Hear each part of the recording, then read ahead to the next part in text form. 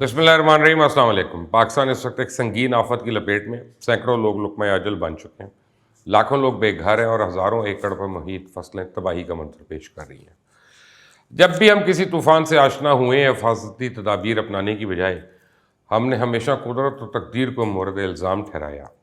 सैलाब हो या ज़लज़ला, कोई कुदरती आफत हमारे बंद पड़े ज़हनों को खोल नहीं सकती।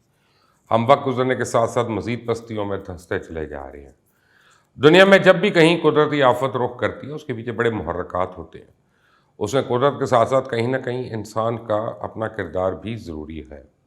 हमारा दीन कहता है दुनिया में हर चीज़ एक तवाज़ुन के मुताबिक चल रही है, और अब तो साइंस ने भी इस बात को तस्लीम कर लिया, लेकिन हम बार बार इस तवाज़ुन को छेड़ने की कोशिश करते हैं।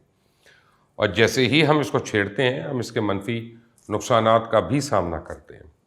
कभी ये नुकसानात कम होते हैं और इसलिए हमें महसूस नहीं होता, और कभी इसकी शिद्दत इतनी होती है कि ये हज़ारों किलोमीटर पर मौजूद इंसानी बस्तियों को उजाड़ देती है, लाखों मील पर मौजूद फसलों को तबाह कर देता है, और न जाने कितने जानवर और इंसान इसकी वजह से लुक़्मे अजल बन जाते हैं। लेकिन अफसोस, हम बाज फिर भी नहीं आते। आज की ये वीडियो इंतहाई अहम है, कुछ हैरानकुन इंकशाफात से भरपूर है, और आज की इस वीडियो में बात करूँगा कि दुनिया हमें चौकन्ना करने के लिए कौन सी खतरे की घंटियाँ बजा रही है। दूसरों के किए की सज़ा पाकिस्तान को मौसमी तब्दीली की सूरत में क्यों मिल रही है? क्या वाकई डैम्स इतने ज़रूरी हैं? क्या वाकई डैम्स जो हैं वो इन मौसमी चेंजेस का मुकाबला भी कर सकेंगे? इसके अलावा ये भी बात करेंगे कि हालिया सैलाब के बाद हमने सीखा क्या। लेकिन आगे बढ़ने से पहले आपने अगर अभी तक इस चैनल को सब्सक्राइब नहीं किया तो पहले प्लीज़ इसको सब्सक्राइब कर लें, बेल आइकॉन को प्रेस करिएगा, इस बटन को। इस वक्त मौसमियाती तब्दीली न सिर्फ पाकिस्तान बल्कि पूरी दुनिया में एक भयानक मसला बनकर सामने आई है। पाकिस्तान ने पिछले कुछ अरसे में इसके असरात एक संगीन सूरत हाल इख्तियार कर गए। दरअसल जब से सनती इनकलाब ने पूरी दुनिया को अपने लपेट में लिया, तब से कायनात का दर्जा हरारत उसमें इजाफा होना शुरू हो गया, और अब सूरत हाल कुछ यूँ है कि ज़मीन का दर्जा हरारत 2 से 4 डिग्री सेंटीग्रेड बढ़ चुका है।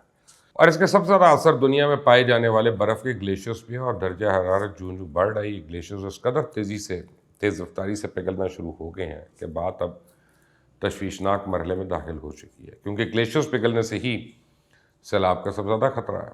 साहिली पट्टियों ने भी इन ग्लेशियर्स के सामने घुटने टेक दिए, और हर गुजरते लम्हे के साथ जैसे पानी की सतह बुलंद हो रही है, वैसे ही साहिली इलाकों के पानी लपेट में आना शुरू हो गए। ये जजीरे जो हैं वो एक एक करके पानी में ज़म हो रहे हैं, और समुंदर के आसपास बनाई गई बस्तियाँ हलाकत खेज तूफ़ानों की जद में आना शुरू हो रही हैं। अब तो ख़तरा इस हद तक बढ़ गया कि हो सकता है समुंदर के आसपास मौजूदा मुल्क सफ़ाए हस्ती से मिट जाए।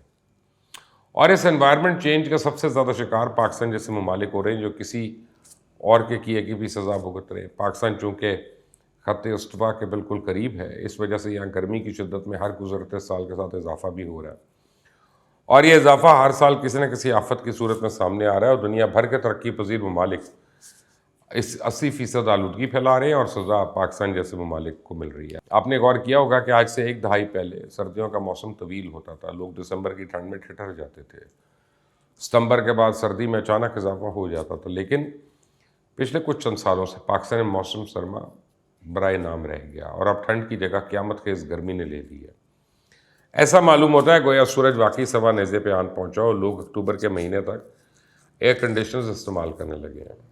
ये सिर्फ इस मौसमी तब्दीली की वजह से हो रहा है, जिसकी पेशन गोइयाँ साइंसदान और माहिरीन माहौलियात आज से कई बरस पहले तक कर चुके हैं, लेकिन हमने उनको संजीदा नहीं लिया। अब सवाल ये पैदा होता है कि पाकिस्तान में माहौली तब्दीली इस कदर तेज़ी से बढ़ क्यों रही है। इसका एक बड़ा आसान जवाब यह है कि पाकिस्तान करो तुम भरे हम की पॉलिसी पे कार फरमा। पाकिस्तान ना तो दुनिया से उनके किए पे कोई सवाल उठाता है, ना कोई वाज़ेह हिकमत अमली हमारे पास मौजूद है जिससे हम इस तब्दीली से निपट सकें। हम तो पाकिस्तान के अंदर की तब्दीली से नहीं निपट सके, बैरूने तब्दीली से कैसे निपटेंगे। हम अपने अंदर के मसाइल का हल नहीं निकाल सके, बाहर के मसले का हल क्या तलाश करेंगे। ज़मीन के दर्जा हरारत में इजाफे की सबसे बड़ी वजह ग्लोबल वार्मिंग है। ग्लोबल वार्मिंग नामी इस बला ने पूरी दुनिया को शदीद ख़तरे में डाल दिया, और इसमें इजाफा जो है वो ग्रीन हाउस गैसेस की वजह से है। और ग्रीन हाउस गैसेस में कार्बन शामिल होती है। कार्बन फैलाने का सबसे ज़्यादा मौजब हमारी रोज़मर्रा की इस्तेमाल की अशिया। ट्रांसपोर्ट से लेकर फैक्ट्रीज चलाने तक हम हर चीज़ में पेट्रोल और डीजल इस्तेमाल कर रहे हैं। इस फ्यूल के इस्तेमाल से फ़िज़ा में कार्बन की तादाद दिन ब दिन तेज़ी के साथ बढ़ रही है। जैसे जैसे इसकी तादाद में इजाफा होता है, ویسی صورت ہی گرمی میں بھی اضافہ ہوتا ہے. لیکن یہاں یہ بات ایک انتہائی غور طلب ہے کہ پاکستان پوری دنیا میں کاربن امیشن کا صرف چند فیصد حصہ فضا میں پھیلاتا ہے. اس کے مقابلے میں ہمارے پڑوسی ملک چائنا اور انڈیا دنیا بھر میں گلوبل وارمنگ کے سب سے زیادہ ذمہ دار ہیں. انڈیا اور چائنا کی آبادی میں بے ہنگم طریقے سے اضافہ ہوا اور جیسے آبادی میں اضافہ ہوتا رہا ویسے ہی گھریلو ضروریات میں بھی اضافہ ہوا, ویسے ہی ٹرانسپورٹ اور گاڑیوں کی تعداد میں بھی اضافہ ہوا, ویسے ہی فیکٹریز اور کارخانوں کی تعداد میں اضافہ ہوا, اور اس کی وجہ سے کاربن کی مقدار آہستہ آہستہ بڑھتی جاتی ہے اور پھر موت کی وادی کی شکل اختیار کر لیتی ہے. پاکستان کو اس لیے اس کا نقصان اٹھانا پڑ رہا ہے کیونکہ ہم ان کے ہمسایہ ممالک میں سے ہیں, اور ہمارے لیے سب سے بڑا مسئلہ یہ ہے کہ ہم ابھی بھی اپنے اندرونی اور سیاسی مسائل سے ہی نہیں باہر نکل پائے. دنیا اس کاربن نامی بلا کو کم کرنے کے لیے بڑی کوشش کر رہی ہے. کچھ سال پہلے پیرس میں ہی انوائرمنٹ پروٹیکشن پر ایک کانفرنس منعقد ہوئی جس میں یہ طے کیا گیا کہ آج کے بعد ہر ملک کاربن کی مقدار کو قابو میں کرے گا, اور ہر ملک ایسے اقدامات کرے گا جس سے موسمی چینجز سے نمٹا جائے. اور اس کانفرنس میں 190 سے زیادہ ممالک نے شرکت کی. اس میں چائنا اور دوسرے ممالک نے کاربن کی مقدار کو کم کرنے کے لیے کچھ اقدامات کیے جنہیں آپ سنیں گے تو آپ بھی حیرت زدہ ہوں گے. چائنا نے کوئلے اور ایندھن پیدا کرنے والے پلانٹس جو ہیں جو بہت عرصہ استعمال کے بعد فارغ ہو گئے تھے وہ ہم کو دے دیے, اور اب ہم ان سے بجلی بنا رہے ہیں. اربوں روپے کا ایندھن ان میں استعمال کر کے ماحول کو آلودہ کر رہے ہیں. پانی سے بجلی بنانے کی بجائے ہم انسانیت ختم کرنے کے طریقوں کو اپنا رہے ہیں. اور ایسا کیوں ہو رہا ہے؟ کیونکہ ہمارے حکمرانوں کو اس ڈیل میں کمیشن ملتا ہے, کیونکہ ہمارے حکمران طبقے کے لیے پیسہ لوگوں کی جانوں سے زیادہ قیمتی ہے. اور اس کے علاوہ ہم اکثر سنتے آئے ہیں کہ اگر آپ ڈیم بنا دیں گے تو سارے کام آسان ہو جائیں گے, آپ سیلاب سے بھی بچ جائیں گے, اور سیلاب کے اثرات سے پھوٹنے والی بیماریوں سے بھی آپ کی جان چھوٹ جائے گی. کافی حد تک ٹھیک بات ہے. بہت سے ممالک نے ڈیمز کی وجہ سے انوائرمنٹ چینجز کا حل بھی تلاش کیا, اور امریکہ میں تو ڈیمز کی وجہ سے بہت سے سمندری طوفانوں کا راستہ بھی رکا. بہرحال چائنا میں بھی ڈیمز ہی کی وجہ سے سیلاب کے خدشات کم ہوئے. لیکن میرا سوال ہے, اگر ہم ڈیم بنا بھی لیں تو کیا ہماری اتنی اہلیت ہے کہ ہم انوائرمنٹل چینجز کا مقابلہ کر سکیں؟ کیا ہمارے وزیر ماحولیات اتنے پڑھے لکھے ہوتے ہیں کہ وہ عالمی سطح پہ ہماری رہنمائی کر سکیں, ماحولی تبدیلیوں کو سمجھ سکیں؟ یہاں تو وزیر ماحولیات کی بجائے وزیر ماحولیات کا محکمہ ہونا چاہیے, کیونکہ ہمارے وزراء اپنے محکموں میں کام کرنے کی بجائے اپنا زیادہ تر وقت تو سیاسی مخالفین کو گالم گلوچ میں صرف کر دیتے ہیں. ہمارے پڑوسی ممالک اس قدر تیزی سے سولر اور انوائرمنٹ فرینڈلی انرجی کی طرف بڑھ رہے ہیں جسی کو مثال ہی نہیں ملتی.